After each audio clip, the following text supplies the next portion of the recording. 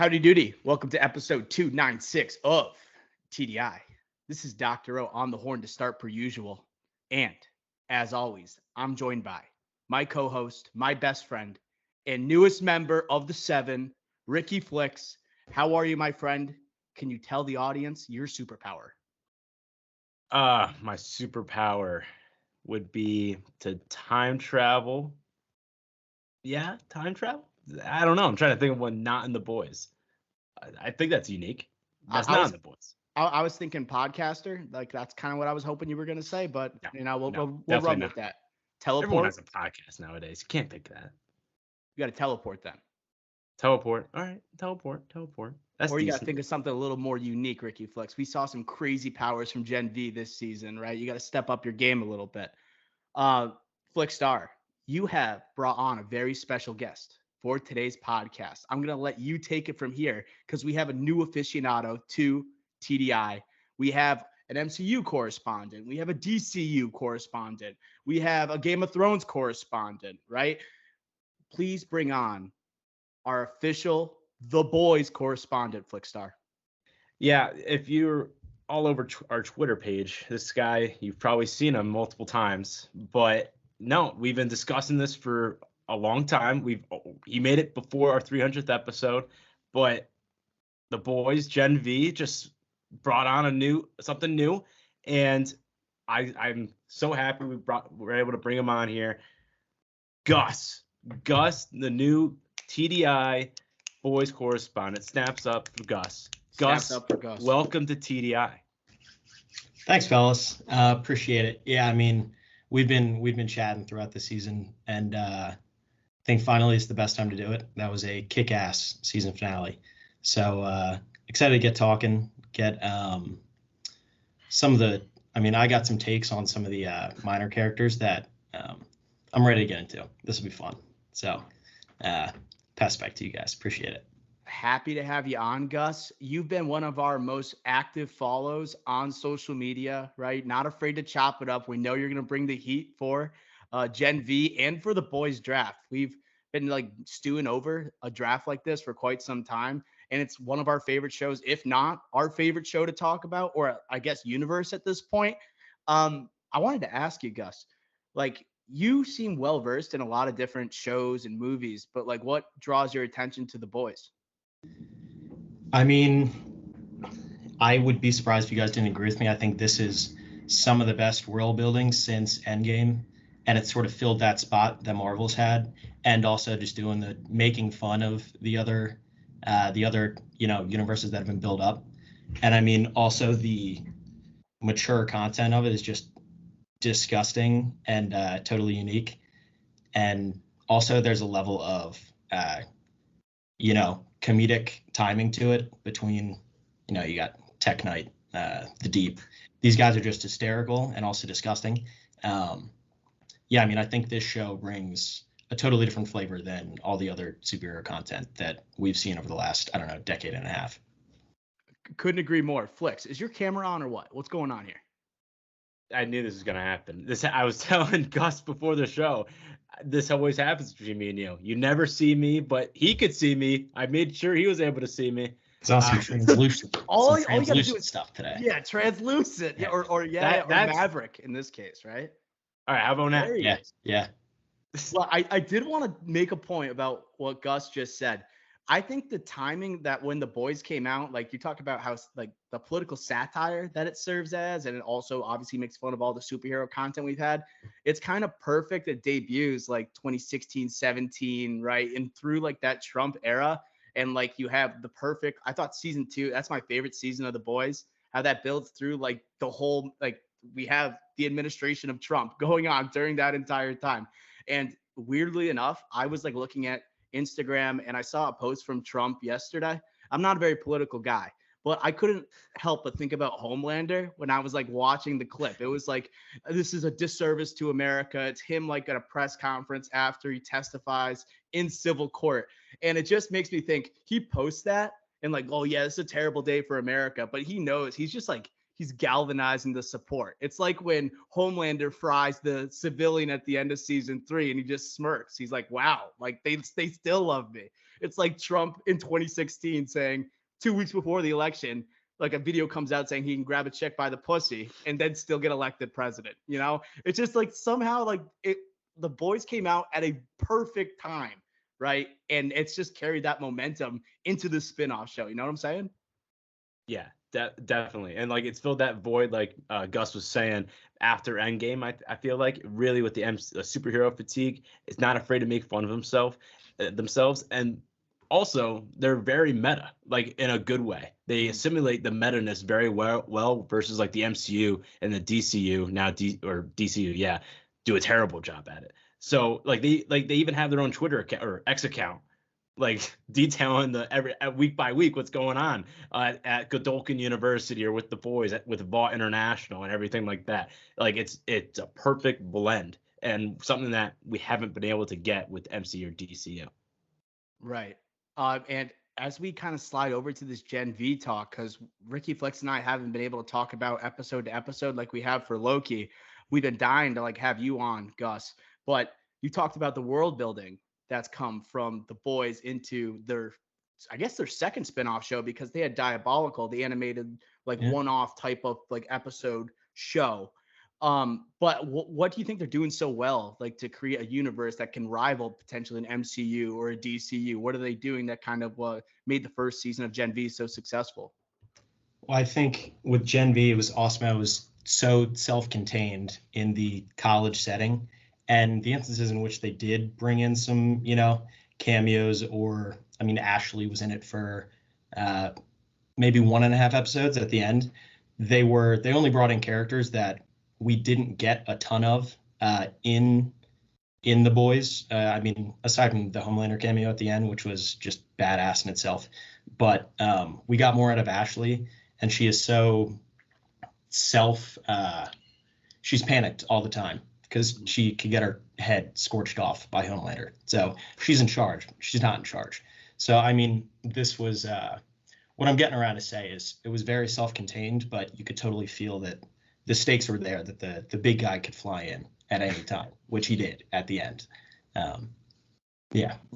When it got so out of control, you almost had no choice but to fly in Homelander, And like Ashley is that perfect puppet in this show. And like that's from like season 3, Stan Edgar like stepping down, someone that can make an appearance in our draft later on.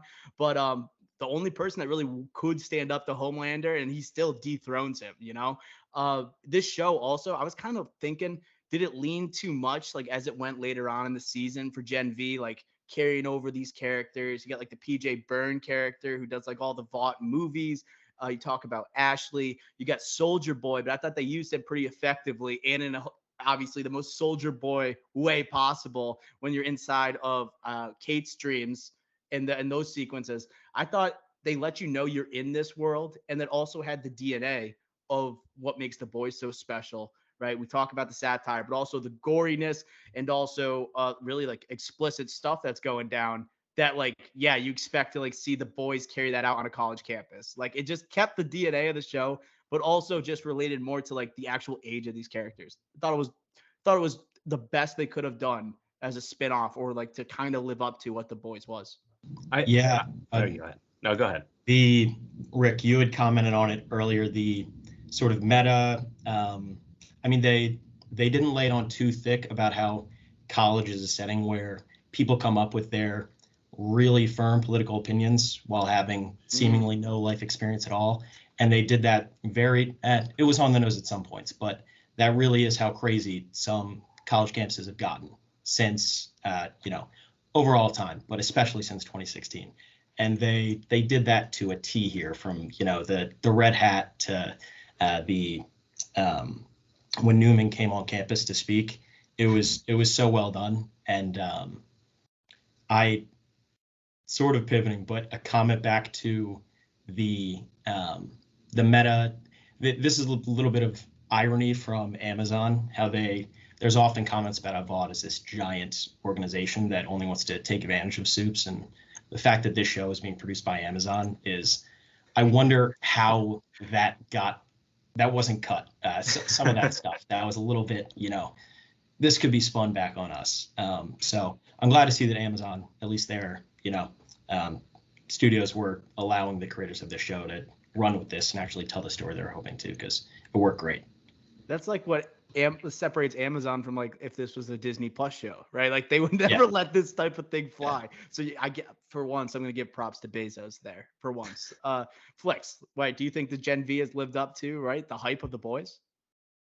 Well, that's a big question. I still am the Boys guy here. I'm not going to say Gen V was better, but it beat my expectations. Like I had my doubts to start. Like did you guys like a coming of age superhero story, like with younger, like with college students, teenagers, like that hasn't worked out well in history in superhero world, right? So I had my doubts, especially like making a universe behind like The Boys. Yes, that was a comic, but like it wasn't a Marvel or a DC where it had a huge backing behind it. It was not like a powerhouse or a juggernaut where everyone's read the comics. So, and also it's Amazon in their first stages of being Prime, right? Prime Video. So I had my doubts for them world building, right? Making multiple shows, not just with The Boys, but no, egg on my face with my doubt. Like this has been amazing and blown away my expectations. And I guess one reason why I wasn't quite sold on it, and I still have it, like I'm blowing a lot of smoke up their ass. Like we're saying that it's a great show, but honestly, I'll take all 3 seasons of The Boys over Gen V. That's not a slight at Gen V. That's just how such high regard I keep those first 3 seasons. And I think why I turned to like season 1 of The Boys compared to like season 1 of Gen V. Like what makes The Boys so good is also just the characters like Homelander and Butcher, how magnetic they are on screen, how you're drawn to them and you don't want to take your eyes off them. And I don't know if we really got that in Gen V. I can't wait to get to the draft because we're going to have to each take at least one Gen V character for our squads. But I didn't get that same energy from really any of those characters, right? Does that make sense at all, Gus? Yeah, I think so. And I think the making of Gen V, they were trying to have Shetty be that, that Stan Edgar Newman character of, I think, 5 steps ahead. And she was that a bit, but then, then she meets with, I'm forgetting her name, but CIA agent that's close with Mallory, right? Mallory? Yes, yeah, Mallory. And it seemed like the plan kind of went to shit from then. And she loses the relationship with the scientist that's leading the woods that took a piss in her decanter. That's one of my big things. They missed, and perhaps they shot something that ended up cutting it, but a nice callback to having, some absolute dickhead that we all have hated in the show going to take a swig out of that later in the show, that when we all forget about it. I would have loved that, but neither here nor there. But I think point being, I think Shetty tried to fill that role of the brainiac character that thinks 10 steps ahead, but in a show where the main characters are college students that, before shit hit the fan in this season, it seemed like they were just getting drunk and going to parties.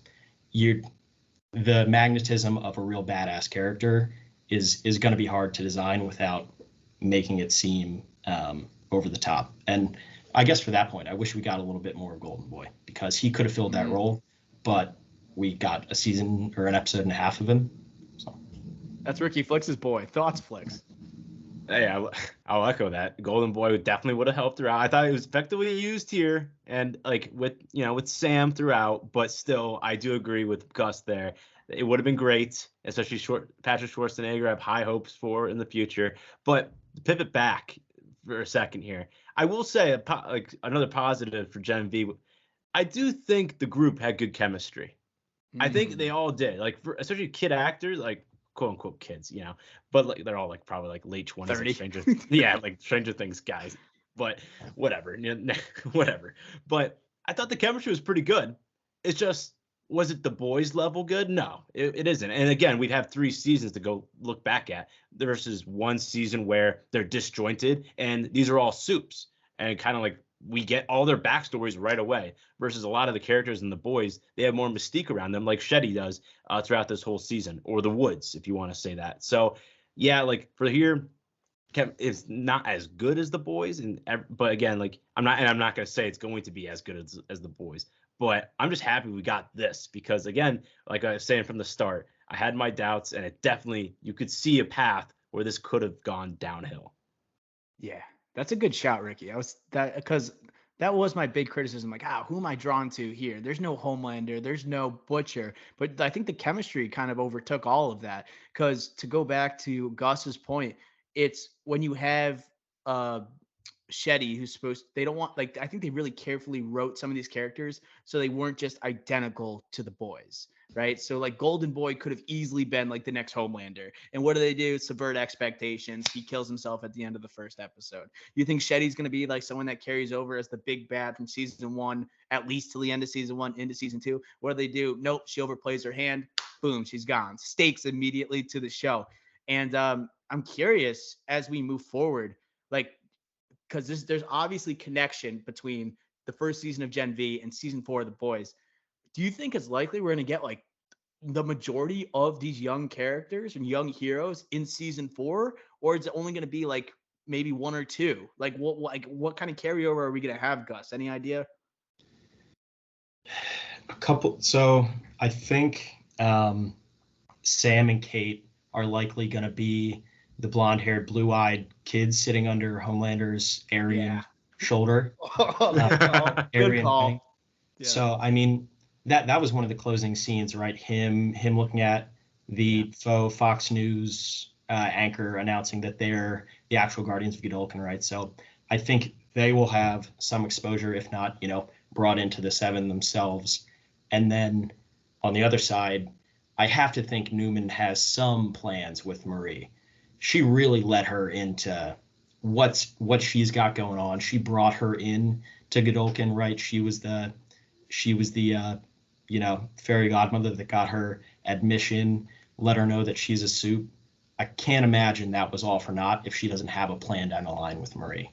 So I think Newman's gonna pull her strings, pluck Marie out.